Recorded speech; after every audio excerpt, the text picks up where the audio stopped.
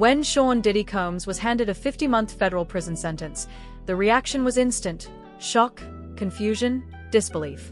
Yet, according to Michael Franzese, a former Colombo crime family capo who spent years behind bars, Diddy's biggest challenge is still ahead. Nobody's looking to shank you. When you get into the higher institutions, when people are doing, a ton of time and there's no way you can benefit them, then you got a little more.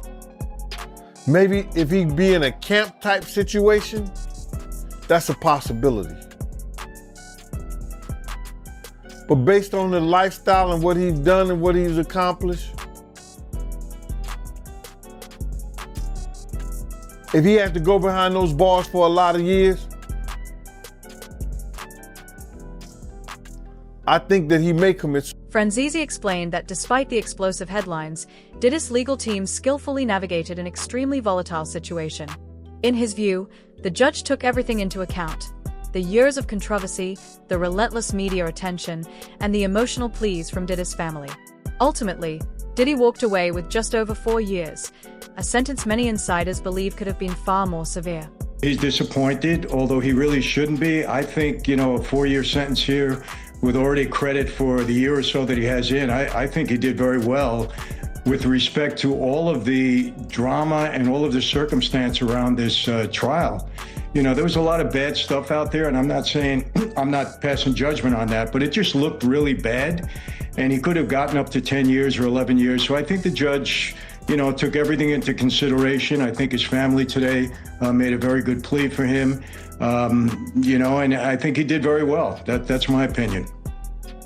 So in your experience, like your own experience and other, inmates that you've seen go through it and then show back up at the cell block, how do they take this? Do they bury their head in the pillow and cry, or do they keep their head held high and just pack up their stuff and wait for their assigned new prison? Like, tell me everything. Well, everybody's different. I'm sure he went back was somewhat disappointed, so he's probably, dwelling on that. Hey, it could have been differently. Maybe I should have gotten out. Maybe he's a little bit upset, a little bit angry. I get it. There's a detailed process that determines where someone like Diddy ultimately serves their time. While judges can make recommendations, the Bureau of Prisons has the final say. Given Diddy's immense fame and the intense public scrutiny surrounding his case, it's unlikely he'll be sent to a minimum security camp. Those so-called club-fed facilities are typically reserved for low-risk inmates, open grounds, minimal barriers, and a relatively relaxed environment. But Diddy's high profile makes him a potential security risk, meaning a medium security prison is a far more likely outcome. He's got to get ready. He'll spend a couple of weeks there until they designate him to a new facility. And he'll be a lot better off in prison than he is in the federal jail. At least there you can move around and you got some freedom on the yard and things like that. My thought is he'll collect himself, get himself together. There are ways for him to improve himself. They have the Bureau of Prisons now has a drug program. And if you're allowed to get into that drug program, you can knock as much as 18 months off your sentence. Now, I don't know if he'll qualify, if they'll allow him to go in, but he'll probably start to think about, okay, what can I do to reduce my time now? That's what everybody thinks when you get in there. Is there any way we can better ourselves? He's thinking about what facility they're going to send him to. I'm sure he spoke to his lawyers and he asked his lawyers to put in a facility that's close to his home, close to his family, a low or medium level. I don't think he'll get into a camp. Can you though? Does your request actually count? I mean, I thought the feds just put you where it works for them. I didn't think you get a say in it. Well, here's the thing. The judge, you could ask the judge to recommend. The Bureau of Prisons doesn't have to go along with the judge's recommendation, but it does help a little bit. They do try to sometimes satisfy the judge's request. You can put in a request, and sometimes they'll... Franzese knows that world firsthand. He reflected on his own time in both minimum and higher security prisons. The camps, he explained, had no fences, just open grounds built on trust. But a single mistake, transfer, or oversight could quickly land someone back in a much harsher setting. He emphasized that for Diddy, the real test won't just be where he's sent. It'll be how he carries himself once he's there. Is the camp the lowest security and therefore more paddle and tennis and all the other things and what they call club fed or camp cupcake? Yeah, they moved me to a camp by accident at one point, and there's no fences or anything like that. And I wasn't there for too long because they realized they made a mistake and put me back in the medium security. But they tell you when you get there, listen, there's no fences. If you want to leave, you can leave. But when we catch you, we're going to add another 5 years onto your sentence. And while I was in that camp for 2 months, each month somebody ran away. I mean, they always try to do that. But yeah, he's thinking of that. Yeah, he's thinking of that. But, a medium security is not that so bad. Let me quickly go back though. Go back to that piece about he's high profile, so he won't get a camp. Why wouldn't he? I thought in a camp nobody's going to shank him because again they want out. The overriding factor there, I believe, is he's a guy with a lot of money. And I'll tell you, this happened to me when I went in there because of the profile I had, because of the way they wrote me up. I had everybody and their brother inmate trying to do a deal with me when I got out, a business deal. They need money. Because of the fact that he's a money guy, I think he's going to have more friends than he will enemies. And in a medium security, normally nobody's looking to shank you. When you get into the higher institutions, when people are doing, a ton of time and there's no way you can benefit them, then you got a little more problem. But in a medium security, I don't think he'll have an issue at all.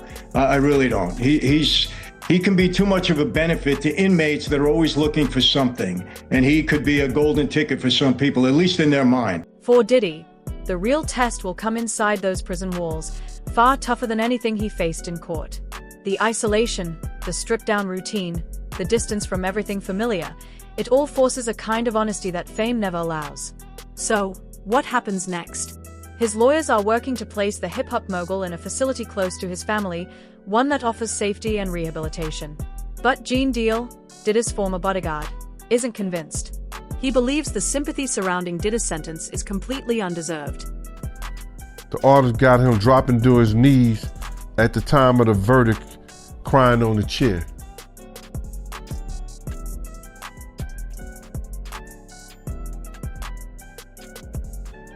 My heart goes out and it says, "Come and feed them beans." I can care less about his sadness. I can care less about him being in pain. I can care less about what he has to be faced with in court or in jail now. I don't have no remorseful feelings for him, bro. You understand? This is somebody that at one time I would have given my own life for. And to know this nigga was trying to get people to take my life because I was trying to teach them to be right by people and tell them to be right by people. I have no remorse for this dude, bro. To see him like that, I know there is a God. And you can feel all the way you want to feel about me. You can say whatever you want to say about me. But karma is a mother. And if it ever gets back to you when you have done somebody wrong, not just me, I'm not saying me, I'm saying when you have done people wrong, you have done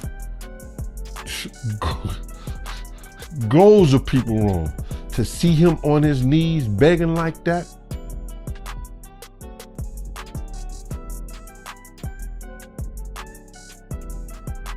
I would say something, but the LGBT community will be after me. So you'll never hear me say it, so I don't want to get in trouble with it.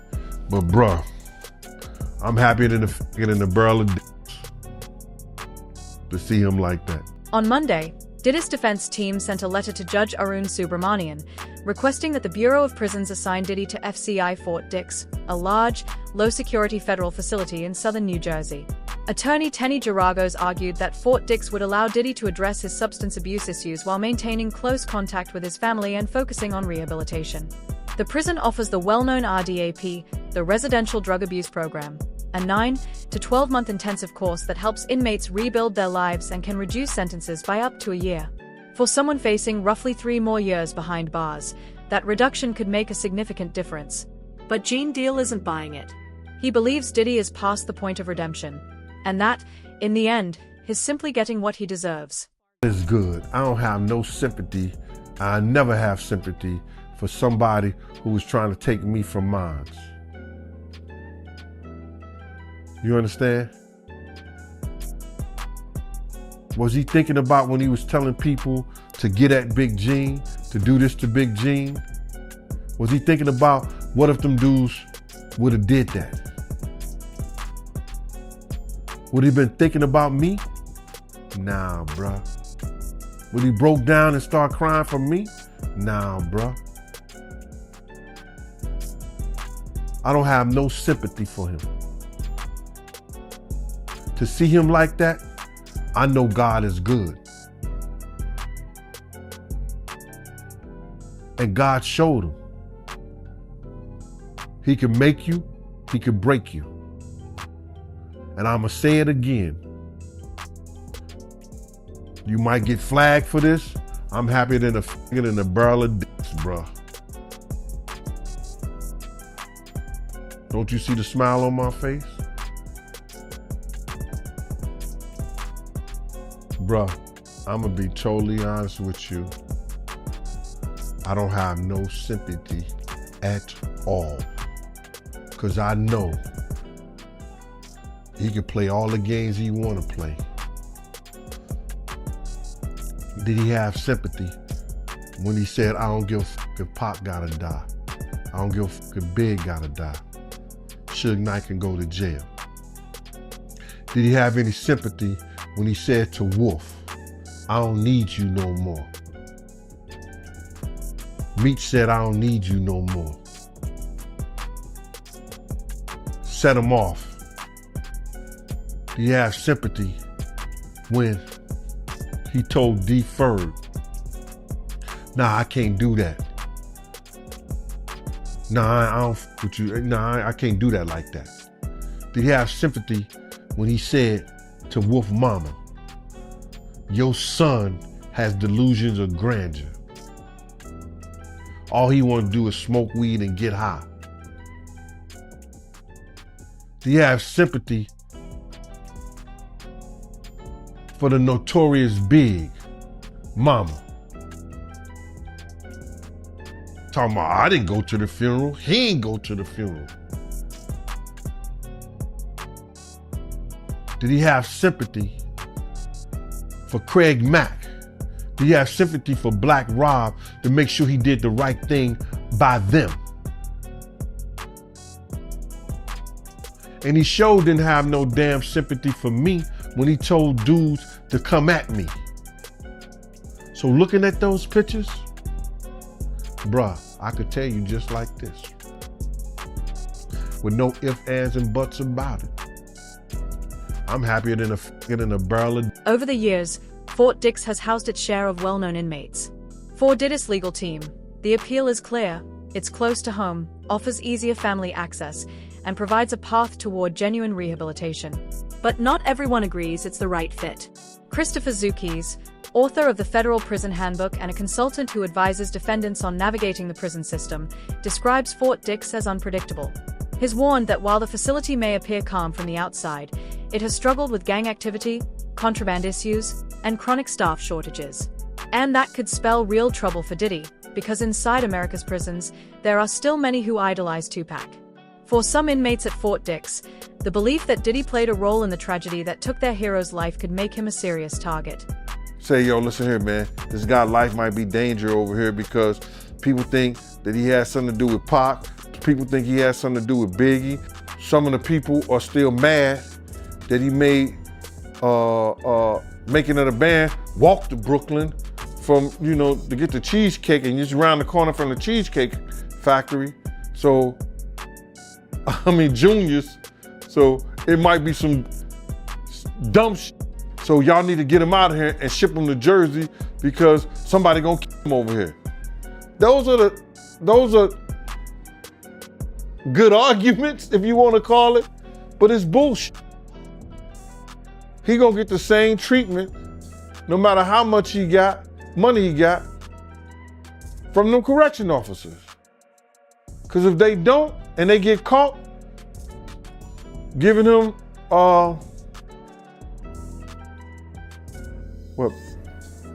preferential treatment they're gonna lose their job. So you feel like Pac fans will try to do something to him? Pac and Biggie fans. He can have issues with both of them because a lot of people think, because of the statement that Keefe D made, that he did something to Pac. A lot of people know or think that because of Biggie leaving, they finding out that Biggie was leaving Bad Boy, that he may have had something to do with Biggie.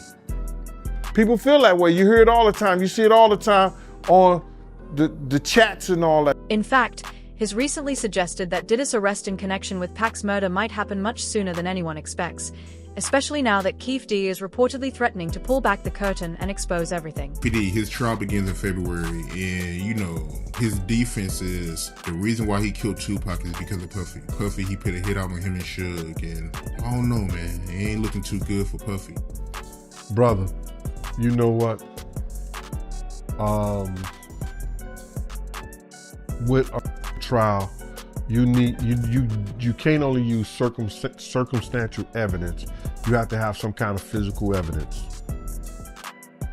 There's no physical evidence that Keefe D or has something to do with Pac's death. There's circumstantial evidence.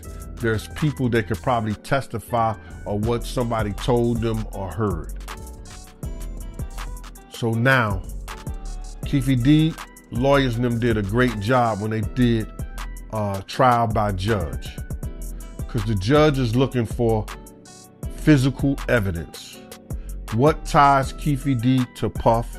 What ties Keefe D to the murder of Tupac? And how could they prove that either one of them has something to do with it? Somebody would have to get on the stand and say that I saw him, he told me, and they want to have to believe them. The Bloods was laying people down, but behind Pac getting shot. It was a big, it sparked a big gang war out there. So, if they want to pull Diddy into that, they gotta mitigate circumstantial evidence. Anybody could be a witness for you, but what can they prove? Somebody's gonna have to say, I heard this conversation. This was a handshake or a nod or something went down, and it's gonna be hard to prove. It's gonna be hard to prove. Unless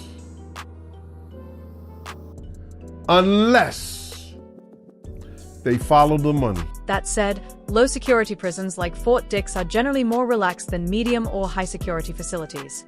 There's greater freedom of movement, but also greater responsibility. Inmates must manage their behavior carefully to maintain their privileges and avoid trouble. Ultimately, the Bureau of Prisons will determine where Diddy serves his sentence.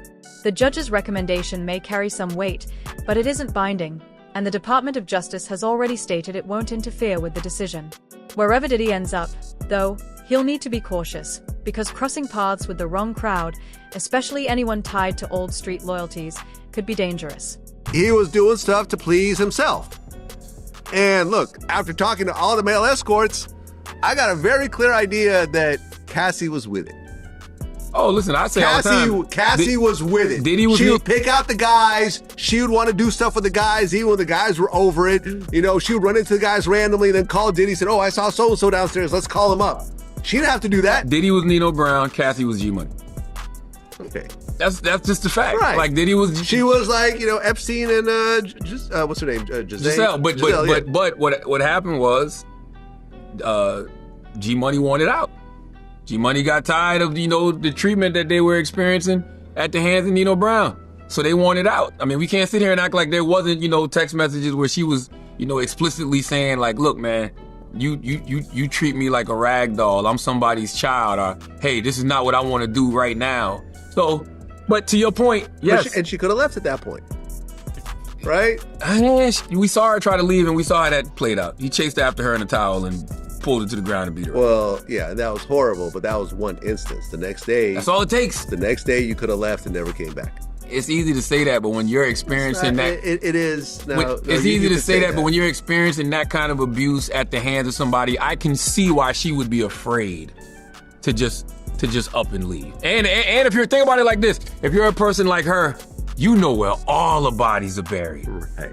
Diddy can't afford to... As for Diddy himself, reports from the sentencing hearing described an emotional scene inside the Manhattan courtroom. He broke down in tears as a video about his life played for the judge and the audience. "I want to apologize again to Cassie Ventura for any harm I caused," he said quietly, calling his actions shameful and sick. Diddy told the court he's been stripped down to nothing, admitting, "I hate myself right now. I'm really sorry for it all." Still, many believe those apologies were more performance than remorse. In a recent interview, Charlemagne claimed that Cassie knows far too much about Diddy and his alleged crimes, suggesting that he'd never allow her to freely expose everything she knows. So, we don't know how much time Diddy's going to get. What would be your guess, by the way? Time served, a couple years, or something like serious, like 10 years? We had Laura Coates from CNN on. That's crazy. Literally the day we had her on, and we asked her that question, and she says she can't see any more than 3 years with time served. So like maybe 2 more years. Yeah, like 2 more years. That's what she said. Right, and you carve off 85%, that might turn into a year and a half. Mm-hmm. I don't know if that's going to be the case, though. It seems like this judge, really is not pleased with the verdict. Well, yeah, I had Judge Mathis on my show. Mm-hmm. Now, he's not a federal judge, but he used to be a state judge, so he really knows more than all of us combined. And he said there's a reasonable chance that based on what came out on the stand, the judge might throw the book at him. Yeah, because you can't unsee what you saw and you can't unhear what you heard. So even though people say things like, oh, he wasn't on trial for domestic violence, you still saw a video. And when you see a video like that, and then you hear all of these other, women say that they were experiencing, domestic violence, it's hard to give them the benefit of the doubt, and I think that was the biggest thing with the Diddy case to me. It's like, when Cassie first came out with these allegations, man, they went so hard saying it wasn't true. They went so hard saying she was lying, only to have a video drop on CNN. It's kind of hard to give a person the benefit of the doubt after that. I was actually shocked at the verdict. I'm not going to front. Really? Yeah, only because I felt like, he was getting cooked so much in the court of public opinion. I didn't know how a jury, and by the way, this is not just for Diddy, this is just for any court case. I don't know how a jury cannot be swayed by what they see in the court of public opinion. Yeah, but I think it was a fair judgment. Oh, I agree. This was not RICO. Like, come on. I agree. This was not RICO. This was not a criminal enterprise. This was a legitimate business where the CEO liked to rub cum on his nipples. It was a free-ass motherfucker. That's what it was. But no, right? And it wasn't sex trafficking. Listen, you're right. He was not, like, look, RICO's resigned for the Italian mafia, right? It was pushed by Giuliani to break down these criminal organizations where you had the heads of the families. Prosecutors, however, remain unconvinced. They told the judge that Diddy's show of remorse may not be as genuine as it appeared, pointing to reports that he already had public appearances scheduled for the following week. Assistant U.S. Attorney Christy Slovic called his behavior the height of arrogance, arguing that Diddy's supposed respect for the law was nothing more than lip service. Legal analysts now believe that his defense strategy may have caused more long-term damage to his image, and possibly his case, than anyone first realized. Telling, not just in what happened today, and the pretrial motions by the defense, when they came out and they said Cassie, Jane, Mia, they weren't victims, and they didn't have a statutory right to address the court. Judge Subramanian came out and really took offense, said it was inappropriate, and I think the defense missed an opportunity here. I don't think there was any world where he was going to get time served, but to make this about Sean Diddy Combs and not about the victims, 5 different lawyers testified for the defense. Only one of them mentioned any of the victims. And that one lawyer, Brian Steele, who's one of the best, said Cassie consented. She knew what she was getting herself into. So really tone deaf. And if you want to go into sentencing and ask for leniency, you got to put on a strong mitigation case and talk about the victims and what you did wrong. Today completely missed the point. Yeah, talking about tone deaf, that video that we were playing, this 11-minute, documentary style. People said it looked like a slick campaign ad. Everybody inside the court said it landed with a thud, that it backfired. And, and using the word Nima just used, tone deaf. I've never seen that introduced in a sentencing. I don't know if everybody has the capabilities to introduce that. You know what the problem with that video is? Everything you saw in that video, hugging people, charity events, he was committing crimes. He was committing crimes while doing all that. Yeah. So that's the problem with that. And that was a big theme that came out today, too. It was the idea of, you say you're sorry. You say you will never do this again. I hope you're right. The problem is every time you said that, when you made the apology video after the Cassie tape came out, afterwards, you beat up Jane. Let's just remind the audience. Yeah. The video of him beating up Cassie came out. First of all, the allegations of him beating up Cassie came out. He denies it, says it's a lie. Correct. Then the video comes out showing who the real liar is. Then after the video comes out, he makes this big mea culpa on Instagram where he says, I'm mortified, I'm horrified, I'm going to seek therapy. Right. I'm a changed man. And then afterwards, he beats up Jane, one of the victims. One of the victims in this case. And when he was arrested, comes to New York to surrender himself in the hotel room, was evidence of a freak-off, the main allegation in this case. So the idea is, how can the judge believe that he's different? Now, I will say this. I'm going to actually counter Nima a bit, even though he was 100% right. I think that him talking about his past, talking about the trauma in his life, his children speaking in court today, I think that... In the end, Judge Subramanian handed down a sentence shorter than what prosecutors had demanded. They wanted 11 years, but longer than what the defense had hoped for. Now, Diddy waits as the Bureau of Prisons determines his next destination. If his legal team's request is granted, Fort Dix may become his temporary home. There, surrounded by thousands of other inmates, Diddy will exchange the spotlight for the strict routine of federal life. No red carpets, no boardrooms, just chow halls, early mornings, and long stretches of reflection. But the real question looms. When he eventually walks free, what will he do next? Will he seek revenge against those who spoke out, including former associates like Gene Deal, or will he finally face the reality of the man he's become? I've been seeing this a lot online. How you feel about the people that say that you should be worried if Diddy get out? Motherfuckers need something to say, bro. I'm not gonna worry about somebody that I bodyguard. I'm not gonna worry about somebody that I bodyguard. And God knows I could bodyguard myself with his blessings. I could bodyguard myself with his blessings, bro. I'm not worried about that. Nothing beats an ambush, and I know that. But I'm not worried about his shit. People just need to talk about something. They want to have something to say, man. Oh, Gene gotta be worried, so like that. So, shouldn't I have been worried when he was out here on the street? When he was out here on the street, I should have been worried. And for a man who's spent decades commanding every room he's ever walked into, this time, he'll have none. No power, no entourage, just walls, rules, and the harsh reality that control now belongs entirely to someone else.